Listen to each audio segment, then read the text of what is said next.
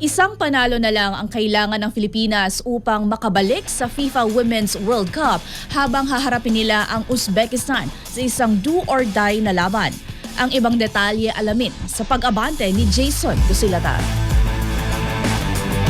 Nananatiling buhay ang pag-asa ng Pilipinas para sa 2027 FIFA Women's World Cup, pero kailangan nila itong ipanalo kontra Uzbekistan sa isang do-or-die showdown.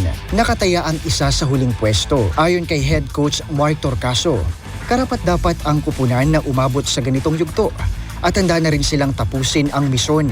Mula sa mabigat na pagkatalo sa Japan sa quarterfinals, muling bumangon ang Pilipinas. Ngayong isang panalo na lang ang layo sa world stage.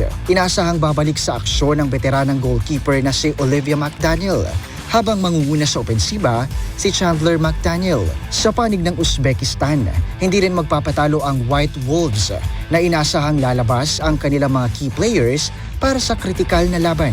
May edge sa head-to-head ang Uzbekistan, pero nagtapos sa tabla ang kanilang huling paghaharap. Kaya naman ngayon, pantay ang laban at isang tiket na lang ang pinag-aagawan. Kick-off alas 11 ng umaga, oras sa Pilipinas, sa Gold Coast. Para sa Pilipinas, ito na ang pinakamahalagang 90 minutes, World Cup o wakas ng kampanya.